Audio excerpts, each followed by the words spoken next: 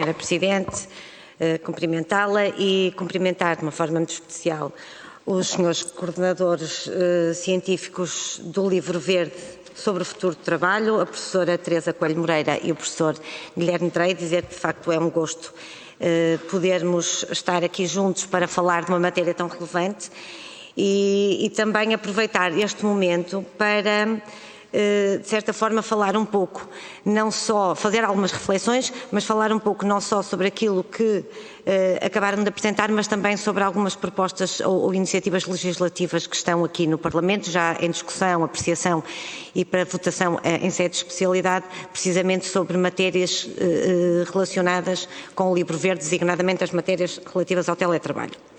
Naturalmente que me vou repetir sobre alguns aspectos que aqui disseram, porque as questões que gostaria de colocar têm de ter na sua base também uma reflexão.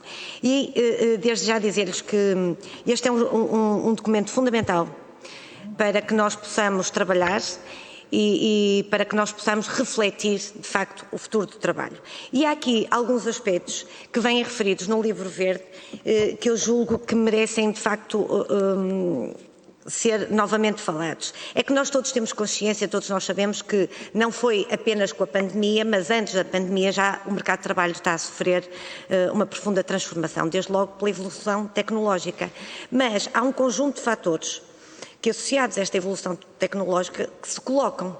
Desde logo, o facto de a diversidade, não há uma evolução tecnológica, mas há também uma diversidade tecnológica, como vem referido, aliás, no Livro Verde. Depois, a adoção das tecnologias é feita de forma diferente nas empresas, é feita de forma diferente também nas próprias regiões. Nós não podemos esquecer, e isso vem referido no Livro Verde, que apesar desta evolução tecnológica, nós temos ainda regiões do país com dificuldades de acesso à internet. E, portanto, estas matérias, todas elas, têm de ser devidamente refletidas e devidamente ponderadas quando estivermos a encontrar soluções para o futuro do trabalho. Por outro lado, a evolução demográfica também representa um profundo desafio. De certa forma, relacionado com esta evolução demográfica, estão também as qualificações. Cada vez mais são exigidas qualificações, novas competências digitais.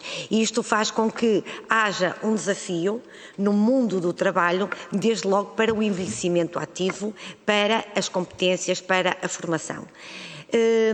E dizer que, aqui chegados, nós sabemos que, ao nível da União Europeia, ao nível da OIT, ao nível da OCDE, tem havido uma reflexão profunda sobre esta matéria.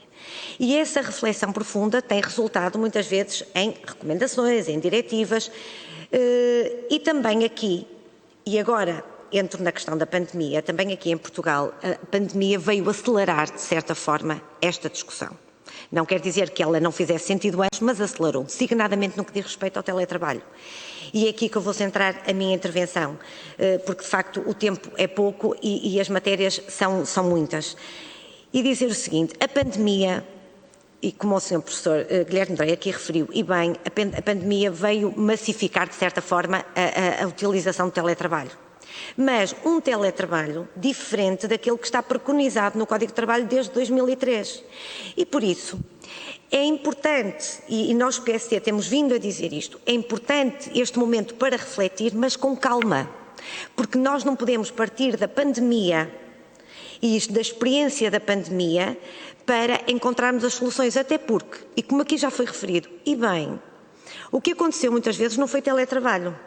O que aconteceu muitas vezes foi trabalho em casa. Porquê? Porque houve a suspensão das atividades letivas e não letivas. E o que aconteceu foi que os trabalhadores, os pais, tiveram de ficar em casa a trabalhar e em simultâneo tomar conta dos seus filhos.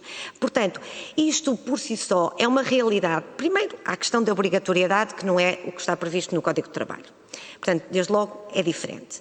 Depois, há esta questão que veio, de certa forma, desvirtuar um pouco até a ideia de que o teletrabalho é um benefício e uma vantagem para a conciliação entre a vida pessoal e a vida profissional.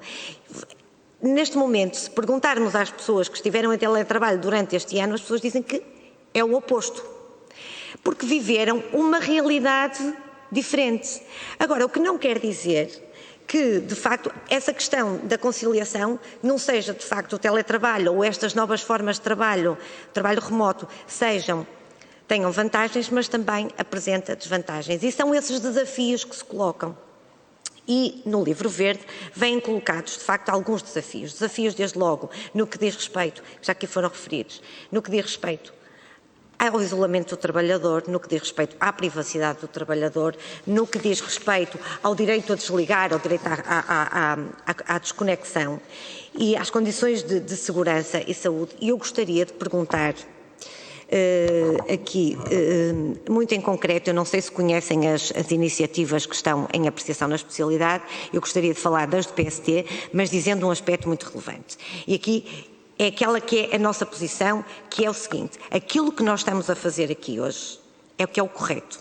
Aquilo que os senhores professores acabaram de dizer, que o diálogo social, que é fundamental nesta matéria para encontrar as soluções para o futuro do trabalho, é que é o correto. Portanto, nós entendemos que esta reflexão de uma mudança, a existir ou não uma mudança estrutural, alterações profundas ao Código de Trabalho, consagração de novos regimes, deve de facto ser precedida de um amplo debate com toda a sociedade e designadamente com os parceiros sociais. Mas, independentemente disso, nós sabemos que essa discussão tem timings... Senhora Deputada, pedia também que fosse concluindo, na mesma tolerância. Toda a razão, vou mesmo terminar.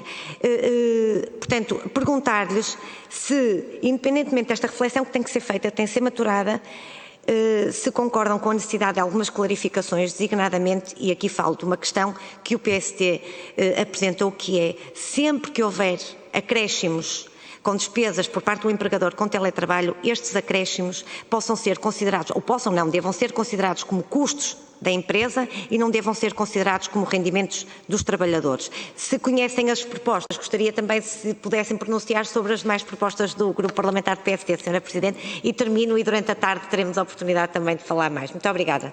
Muito obrigada.